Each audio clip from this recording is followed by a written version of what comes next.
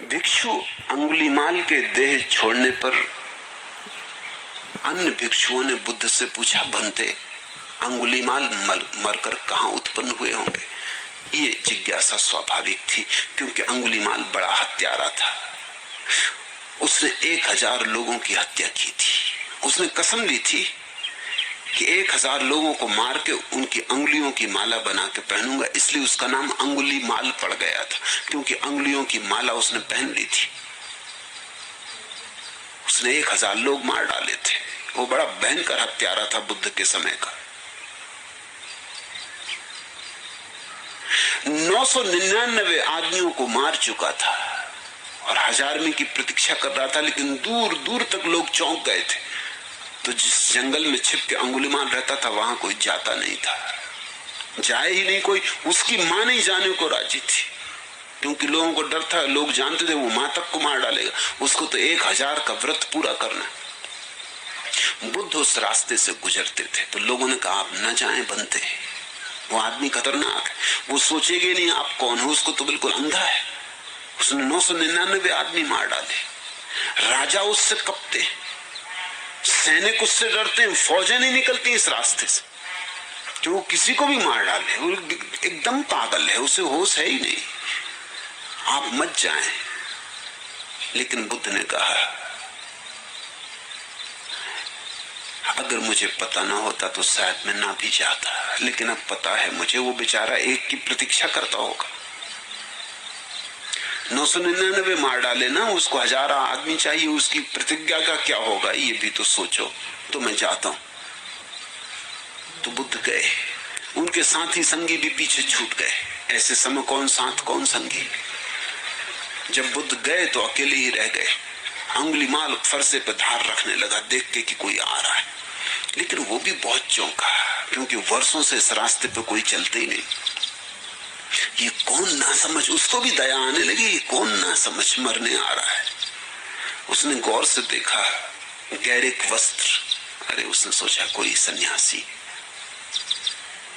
गया बेचारा काम से, इसको कुछ पता नहीं, गांव के लोगों ने भी बताया नहीं, मालूम होता। ऐसा सोचने लगा, फरसे पे धार रखी। जैसे जैसे बुद्ध करीब आने लगे, वैसे वैसे उसका भाव बदलने लगा, उसे दया आने लगी। उसने अपने मन में सोचा, अंगुलीमाल तुझे हो क्या रहा है, ऐसी दया तुझे कभी नहीं आई। तेरी माँ भी आती तो भी तू काटने को तत्पर था।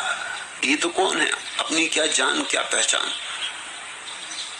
लेकिन कुछ होने लगा, बुद्ध की मौजूदगी कुछ करने लगी। वो तरंगें बुद्ध की, वो शांति बुद्ध की, वो हवा बुद्ध की, वो सुगंध बुद्ध की कुछ करने लगी।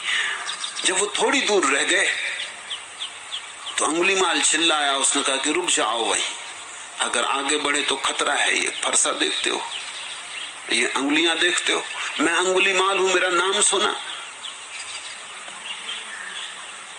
गर्दन काट के अंगुलियों की माला बना लूंगा और मेरा व्रत पूरा करना है मुझे। और कई सालों बाद तुम दिखाई पड़े हो, कोई और आता भी नहीं, मगर तुम्हें मैं एक मौका देता हूं। न मालूम कैसे कमजोरी का क्षण है मेरा कि मैं तुम्हें एक मौका देता हूं, भाग जाओ, लेकिन और करीब मत आओ। मैं आदमी बुरा हूं, जरा भी आगे मत चलो। बुद्ध ने कहा, पागल, मेरा चलना तो कई वर्ष हुए तब बंद हो चुका। जिस दिन मन गया उस दिन सब चलन भी गया, सब चलना भी गया। अब कहां चलना, मैं तो ठहरा हुआ हूं। मैं तुझसे कहता हूं तू चलना बंद कर। अंगुलीमाल ने कहा, मैं सोच ही रहा था कि आदमी पागल होना चाहिए। तुम पागल हो, चल तुम रहे हो, चलते हुए को कहते हो कि चलता नहीं, और मैं बैठा हुआ फरसे पे धार रख रहा हूं और मुझको तुम कहते हो कि चलते हो। तुम्हारा दिमाग खराब है। अब मैं समझा कि तुम कैसे चले आ रहे हो। बुद्ध ने कहा, ठीक है, मगर मैं तुझसे फिर कहता हूं, सोच ले, मैं रुका हुआ हूं, तू चल रहा है। तेरा मन अभी बहुत दौड़ता है, यहां वहां दौड़ता है, इसलिए मैं कहता हूं तू चलता है। खैर बुद्ध पास आ गए। अंगुलीमाल ने कहा, अगर तुम जिद्दी हो तो मैं भी जिद्दी हूं। मुझे शक होता है कि हो ना हो तुम गौतम बुद्ध हो जिनकी मैंने खबरें सुनी, क्योंकि जिन लोगों को मैंने मारा उनमें से कई ने मुझे कहा कि ऐसा लगता है सिवाय गौतम बुद्ध के तुझे कोई भी बदल ना सकेगा। हो ना हो तुम वही हो। मगर वो भूल जाओ मैं भी अंगुली माल हूं। तू अपनी तैयारी कर ले, फरसे पे धार रख ले, मैं बैठा हूं। वो बैठ गए शांत। वो फरसे पे धार रखता है क्योंकि कई साल से कोई आया नहीं, तो फरसे पे जंग चढ़ गई। वो बार बार देख लेता है इस आदमी को, बात क्या है। उसका दिल बड़ा पिघला जा रहा है, इस आदमी पे बड़ा प्रेम आया जा रहा है, इस आदमी की तरफ बड़ा लगाव हुआ जा रहा है। वो डर रहा है। थोड़ी देर करने लगा फरसे पे धार रखने में को, और थोड़ी देर जी ले, इस आदमी का साथ बड़ा प्यारा है, फिर मर जाएगा, फिर कब ऐसा आदमी मिलेगा। और देर रखने लगाने लगा। बुद्ध ने कहा मुझे लगता है तुम जरा देरी लगा रहे। फरसे पे धार रखो अंगुली माल, तुम अपना काम करो, मुझे मेरा काम करने दो। ऐसे जल्दी से किसी के प्रभाव में नहीं आ जाते। अंगुली माल ने कहा कि तुम आदमी कैसे हो, तुम मरने पे तत्पर हो, आत्महत्या करने की तुमने सोच रखी। लेकिन उसका दिल बदल गया है, फरसे पे धार बेमन से रख रहा है। फिर धार भी पूरी हो गई। फिर उसने कहा बोलो क्या विचार है। बुद्ध से पूछता आप क्या विचार है। बुद्ध ने कहा विचार की संभावना का विचार तो मैं छोड़ ही चुका अंगुली माल, और तू जिसे मारेगा वो मैं नहीं हूं, और जो मैं हूं उसे कोई भी मार नहीं सकता। कौन फरसा मुझे छेद सकेगा।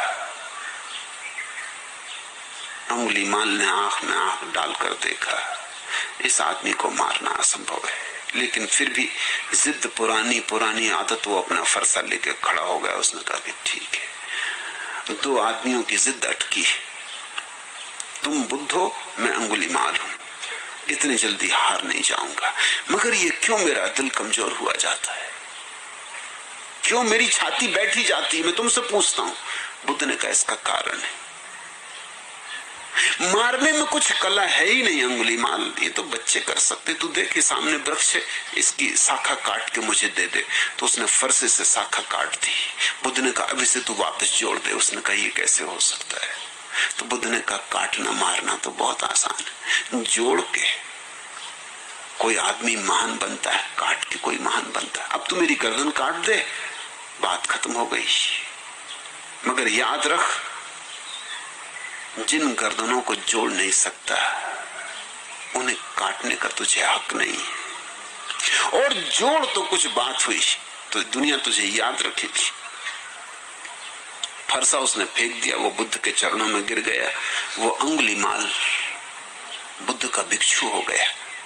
उसका भय ऐसा था कि जब खबर फैल गई कि बुद्ध तो मारे नहीं गए, उल्टा अंगुली माल मारा गया, तो खुद सम्राट अजात शत्रु उसे देखने आया, क्योंकि अजात शत्रु के तक प्राण कपते थे। वो आया और उसने कहा कि बनते मैंने सुना है अंगुलीमाल भिक्षु हो गया, विश्वास नहीं आता। अगर ये हो सकता है तो सब कुछ हो सकता है। ये मुझे विश्वास नहीं आता, मैं मान ही नहीं सकता, इसमें कुछ अफवाह में झूठी बात है। बुद्ध ने कहा आप माने या न माने, ये पास जो भिक्षु बैठा कौन है। वो बुद्ध के पास ही बैठा पंखा कर रहा था। ये सोच के ही कि ये अंगुलीमाल है, अजातशत्रु ने अपनी तलवार निकाल ली। उसने कहा खतरनाक आदमी है, कोई धोखाधड़ी की हो, बैठा हो बन के भिक्षु और एकदम हमला कर दे। बुद्ध ने कहा तू तलवार भीतर रख, तलवार की कोई जरूरत नहीं। अजातशत्रु ये अंगुलीमाल वो अंगुलीमाल नहीं, ये और ही हो गया। जब अंगुलीमाल गांव में भिक्षा मांगने गया, जैसा भिक्षु को जाना पड़ता था, तो गांव के लोगों ने दरवाजे बंद कर लिए, दुकानें बंद हो गई, लोग अपनी छतों पे चढ़ गए और लोगों ने पत्थर इकट्ठे कर लिए। और कहते हैं जब अंगुलीमाल बीच सड़क पर था तो लोगों ने उसे पत्थर मारे, कायर कमजोर लोग। और अंगुलीमाल बीच में खड़ा रहा, उसके सिर पे पत्थर गिरते रहे और लहू बहता रहा।